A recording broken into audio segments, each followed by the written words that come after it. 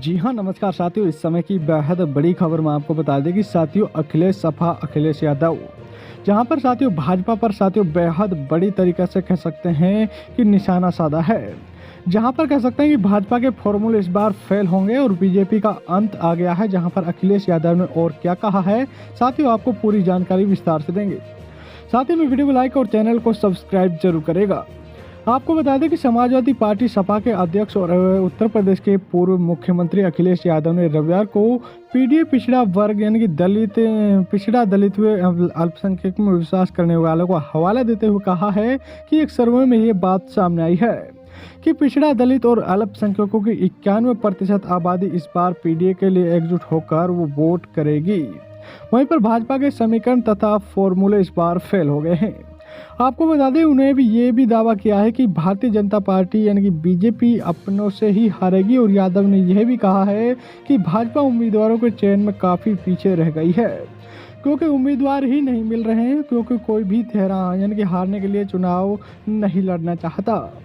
सपा प्रमुख यादव ने रविवार को सोशल मीडिया मंच पर यानी कि कह सकते हैं कि ट्विटर हैंडल पर अपने पोस्ट में कहा है कि पीडीए में विश्वास करने वालों का सर्वे कुल मिलाकर 90% की बात यादव ने कहा है। जहां पर 49% पिछड़ा वर्ग का विश्वास पीडीए में है और वहीं पर 16% दलितों का विश्वास पीडीए में है। 21% अल्पसंख्यकों और मुस्लिम, सिख, बौद्ध, ईसाई, जैन व अन्य आदिवासियों और 4% आंकड़ों में जो कह सकते हैं कि पिछड़ों आर्थिक रूप से कमजोर वर्ग का विश्वास पीडीए में है, क्योंकि उपरोक्त सभी में आधी आबादी मतलब महिलाएं सम्मिलित हैं और इनमें 90% में से अधिकांश इस बार पीडीए के लिए एकजुट होकर वोट करेंगे। वहीं पर यादव ने पिछड़े, दलित और अल्पसंख्यक के लिए पीडीए शब्द गढ़ा है और आगामी लोकसभा चुनाव में सपा यानी कि पीडीए पर ध्यान केंद्रित कर रही है। उन्होंने सत्तारूढ़ भाजपा पर निशाना साधते हुए कहा है कि भाजपा इस बार के कह सकते हैं कि इसलिए कारण कोई गणित बैठा नहीं पा रही है और ना ही कोई समीकरण बैठा पा रही है, क्योंकि कह सकते हैं कि भाजपा के पिछले सारे फॉर्मूले इस बार फेल हो गए हैं और भाजपा उम्मीदवारों के चयन में बहुत ही पीछे छूट गई है। भाजपा को उम्मीदवार ही नहीं मिल रहे हैं और उन्होंने कहा है कि यहाँ तक कि भाजपा की मुख्य और जो समर्थक रही महिलाएं भी इस बार पार्टी को यानी कि बीजेपी को वोट नहीं देगी। आपको बता दें कि सपा प्रमुख ने दावा किया है कि हारने के डर से भाजपा का टिकट लेकर कोई चुनाव नहीं लड़ना चाहता है, क्योंकि महिलाएं जो भाजपा के मुख्य समर्थक रही हैं और वे भी पहलवानों की दुर्दशा, मणिपुर की विभिन्नता घटना और माँ बेटी को जलाने के जैसी कांड जैसे अन्य कई नारी अपमान की घटनाओं को लेकर शर्मिंदगी महसूस कर रही हैं और अब की वे भी भाजपा का समर्थन के साथ नहीं देगी। और उन्होंने इस पोस्ट में कहा है कि साथ ही नौकरी या भर्ती की उम्मीद लगाए बैठे जो युवा भाजपा राज में तहास हुए हैं, वो सभी इस बार भाजपा को हराने और हटाने के लिए वोट करेंगे।